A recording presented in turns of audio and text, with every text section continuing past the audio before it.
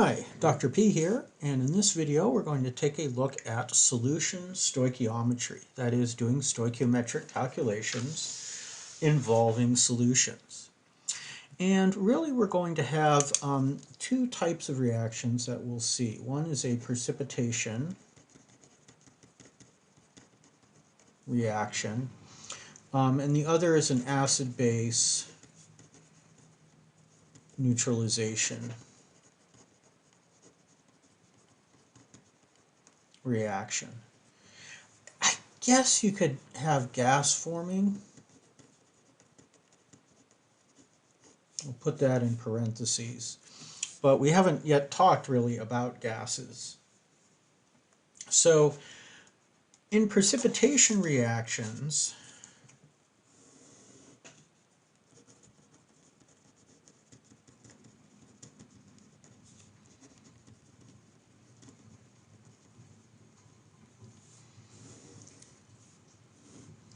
we have an insoluble substance formed upon mixing two solutions.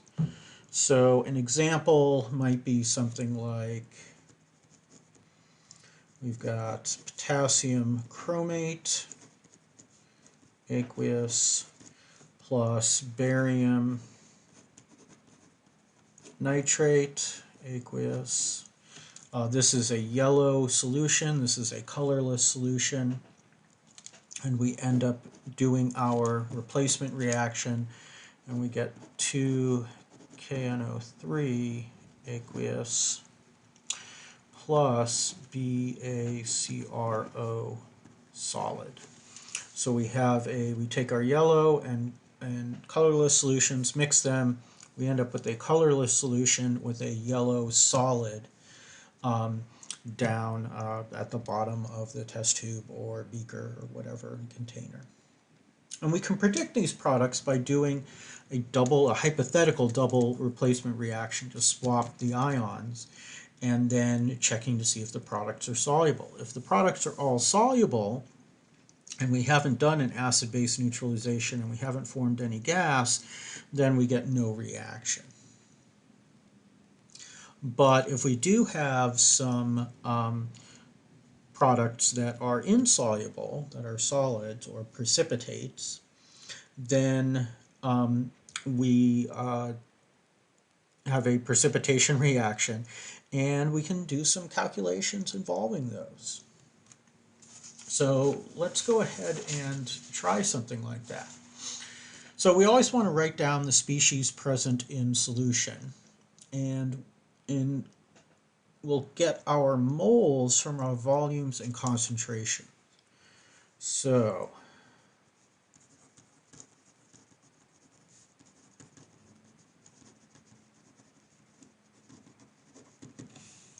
remember, it's all about the moles, right? Mr. Mole here has not gone away. He's still hanging out on my desk. So we need to get moles of reactants and then convert into moles of products using our stoichiometry. Now, we've already seen how to do that using masses, converting masses to moles.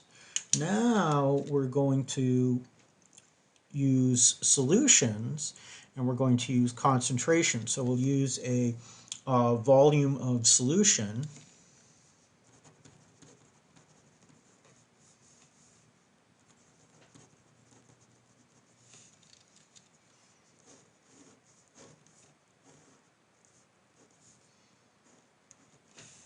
and we'll use our concentration. I'll just abbreviate that CONC. And then we use our stoichiometry to get moles of product. And then we can go a couple of different ways. One way is what we will do here, and for precipitation reactions, we'll then use our molar mass to get a mass of precipitate.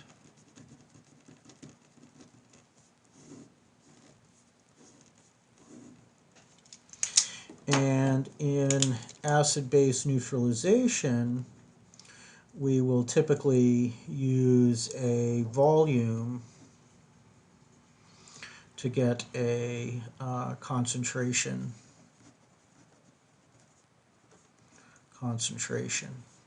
So remember, you could use, if you know solution volume, you can use concentration to get moles. But if you have moles and volume, you can then get the concentration. Or if you have moles and you know concentration, you could figure out volume. So there are a bunch of different ways that you can go here. So with precipitation reactions, we're going to take our solution volumes, use concentration to get moles, use stoichiometry, that's our reactants, use stoichiometry to get moles of products, and then use molar masses to get mass of precipitate. In a acid-base neutralization,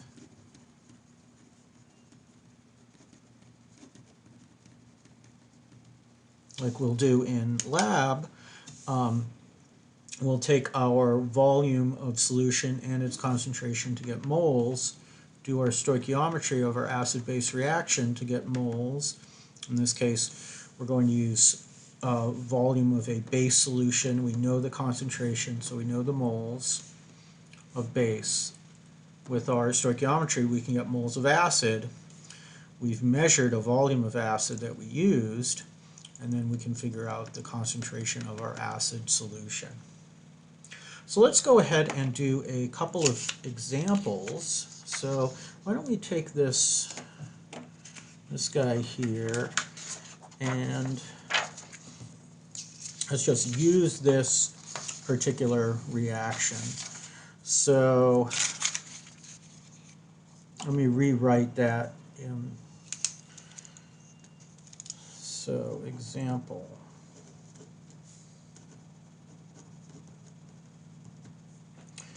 We'll say what mass of barium chromate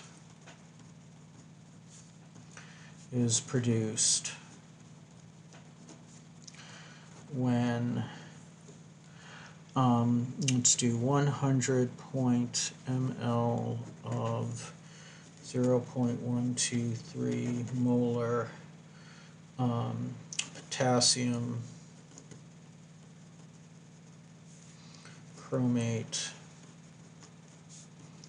is mixed with 50.0 ml of 0.456 molar barium nitrate.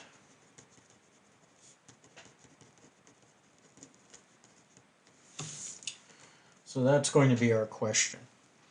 So I'll rewrite the chemical equation here. K2CrO4 aqueous plus BaNO3 taken twice aqueous, and those will react to give me 2KNO3 aqueous. Those are just spectator ions plus BaCrO solid. All right, so what do I need? Well, I want a mass. I need grams of BaCrO. And what do I have? I have 0.123. Oh, wait a minute. I need to figure out limiting reactant first. First, determine the limiting reactant. So our moles of K2CrO4, potassium chromate, is equal to 0.123 moles per liter, and I really should write K2CrO4 per liter of K2CrO4, times, remember moles equals concentration times volume, so what's my volume is 100 ml of K2CrO4, but I need to convert to liters, so I'll do my 1 liter per 1,000 milliliters. So my milliliters will cancel, my liters will cancel, and I end up with, oopsie, 0.123 times 100 divided by 1,000, 0.0123 moles of K2CrO4. Now my moles of barium nitrate, BaNO3, twice, is 0.456 moles BaNO3 twice, divided by liters, BaNO3 twice, times 50.0 ml BaNO3 twice, and then I have to convert my milliliters to liters. So those guys cancel, and now I've got 0.456 times 50.0 equals that divided by 1,000, 0.0228 moles BaNO3 twice. So what does that mean? Well, I have a 1-to-1 ratio, so whichever one is fewer moles will be limiting. So this is my limiting reactant here. So now I can set up my actual calculation. So my grams of barium chromate solid are going to equal, and I've already done this calculation here to get moles, so let's just use those moles. 0.0123 moles K2CrO4, and for every mole of K2CrO4 I get 1 mole of BaCrO. So those moles cancel. Now, why did I start with these moles? Well, I already did the calculation. Otherwise, I would have started with my concentration multiplied by volume and converted the volume from milliliters to liters, and then, because that would give me moles, and then I'd multiply by my stoichiometry here, my stoichiometric conversion factor. Now, what is the molar mass of barium chromate? I don't know, but I can figure it out. Barium is 137.3, and then chromium is 52.00, and then oxygen is 16.00. So I get 205.3. 205.3 grams BaCrO per mole. So those moles cancel, and now I have 0.0123 times 205.3 gives me 2.67 grams barium chromate solid. And there we go. Okay, so that's some solution stoichiometry involving precipitation reactions. Now, we can also do a titration calculation, which is stoichiometry involving a neutralization reaction. So let me show you how we would do that. A typical titration type question would be as follows. Let's say in a titration,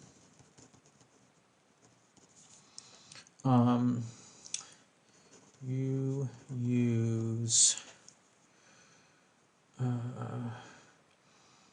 24.65 mLs of 0.1111 molar NaOH to titrate, I'm going to say to neutralize 25.00 ml of HCl, of aqueous HCl. What is the concentration of the aqueous hydrochloric acid? Okay, now the first thing we need is we're going to need our reaction, our balanced equation. And that is simply NaOH aqueous plus HCl aqueous react to give us H2O liquid plus NaCl aqueous. So I have a one-to-one stoichiometry. So let's figure out our concentration of our HCl. Okay, so the first thing we're going to need to get moles of HCl somehow. So let's go ahead and get moles of HCl. And that's going to equal 0.1111 moles NaOH per liter of NaOH. Then we'll multiply by our volume, 24.65 mLs NaOH. But then we have to convert 1,000 milliliters per liter. So my milliliters cancel, my liters cancel. And now I use 1 mole of NaOH to neutralize 1 mole of HCl. And that's going to give me my moles of HCl. So my moles NaOH are going to cancel. So let's go ahead and do that calculation here. 0.1111 times 24.65 equals that, divided by 1,000 equals 2.739 times 10 to the minus 3 moles HCl. And then my concentration, my molarity of HCl is going to be moles HCl per liters of HCl. So that's 2.739 times 10 to the minus third moles HCl divided by 25.00 milliliters HCl. But I need to convert my milliliters to liters.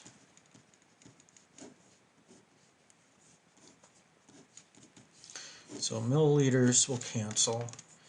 So I have 2.739 times 10 to the minus 3 divided by 25 equals that. And now I have to multiply it by 1,000 because I'm dividing, I have 1,000 milliliters in the denominator, so I'm going to have to flip that over.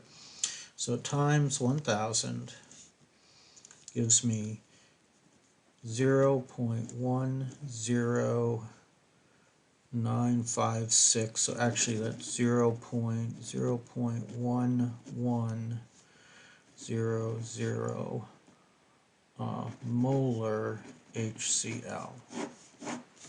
There we go. So yeah, you can do these calculations involving solutions. You start with a volume and use the concentration to get moles. Then you do stoichiometry because it's all about the moles. And then you could use molar mass to get the mass of a precipitate, or use volume to get the concentration of a solution. So there are probably even other things that we can do that I have not thought of yet, but we'll deal with those as they come up. All right, so until next time, stay safe out there. Bye now.